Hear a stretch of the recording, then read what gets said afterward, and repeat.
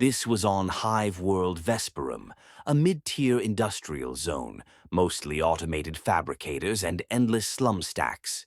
My regiment was there for a standard policing action, suppressing a few labor disputes, reminding the population that the Emperor's work must continue. That's when the reports started coming in about the disappearances. Always children, always near the abandoned ventilation shafts and the low-level sewage outflow. It was sad, but frankly, on a hive world, missing children are a statistic, not a crisis. But these reports had a strange uniformity. They mentioned a single figure, a clown. Not a cultist wearing makeup, but something wrong. White face, orange hair, a hideous painted smile that split its face. The locals called it the Pennywise. They said it spoke in whispers, offered them balloons, and then turned into their deepest dread before dragging them into the gloom. I initially dismissed it as local superstition, the stress-induced insanity of the underhive. We sent down a PDF squad. They returned, rattled but empty-handed. Their sergeant reported finding strange, luminous balloons and the faint smell of sulfur and stale popcorn just before their lights flickered and their Vox statics spiked. Popcorn, mind you. On a hive world where most people eat nutrient paste, it was juvenile, ridiculous. I ordered a serious investigation. We had actual problems, rumors of a burgeoning cult of excess among the wealthy spire nobility. They were throwing lavish, obscene parties. But I had a minor detachment to spare, so I told my men to flush out the superstitious sewer beast. We expected a rogue mutation, a low-grade demon, nothing serious. This Pennywise seemed to feed on simple, terrestrial fear. Spiders, mummy wraps, grotesque teeth. It was a predator, but one that relied on the small, contained fears of an isolated community. I remember thinking, this is adorable.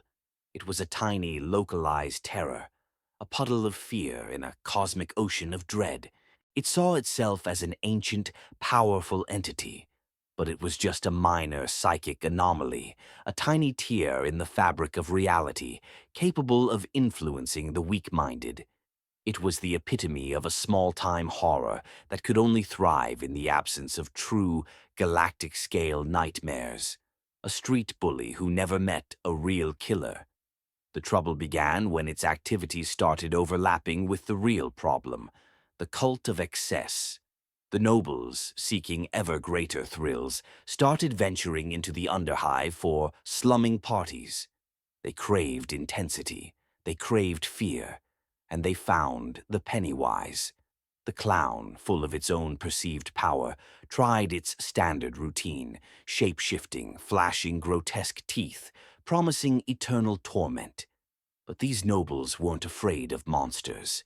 They were cultists. They were actively courting the horrors of the warp. They found the clown's performance amusing.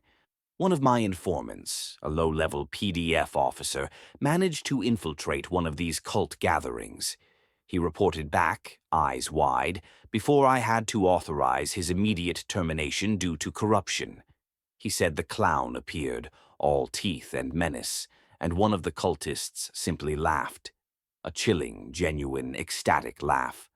The cultist said, and I quote, "Is that all? Where is the true devotion to sensation? Where is the pleasure in the scream?" The cultists didn't fear the clown's terror. They were disappointed by its amateurism. They had dedicated their lives to worshipping the master of pain, the prince of excess. The clown was kindergarten stuff. That's when the real horror started manifesting. The cultists, unsatisfied, began to summon their own pleasures. The warp began to bleed through the upper spire. The horrors that followed were not of grotesque teeth and spiders. They were of dazzling, crippling beauty, of unbearable, ecstatic agony, of senses overloaded and minds corrupted by the sheer, overwhelming glory of Slanesh. The clown, used to being the biggest, most terrible thing in its tiny sewer, found itself facing the true, magnificent, perverted horror of chaos. It was the difference between a child's bruise and a critical organ failure. The cultists' terror was no longer a simple fuel. It was a complex Baroque offering of total emotional surrender. I remember my men finally cornering the clown, but he wasn't menacing anymore. He was cornered, small. He was afraid. His painted smile was flickering. His white face was pale with genuine panic.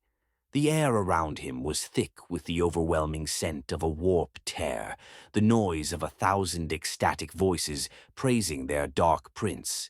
Pennywise, the great ancient devourer, realized he was about to be devoured himself. He wasn't a powerful entity in this new context. He was a snack, a tiny, localized demon that was about to be absorbed, assimilated and corrupted into something far more intricate and vile by the sheer magnitude of the real things lurking beyond. We lost visual on him shortly after that.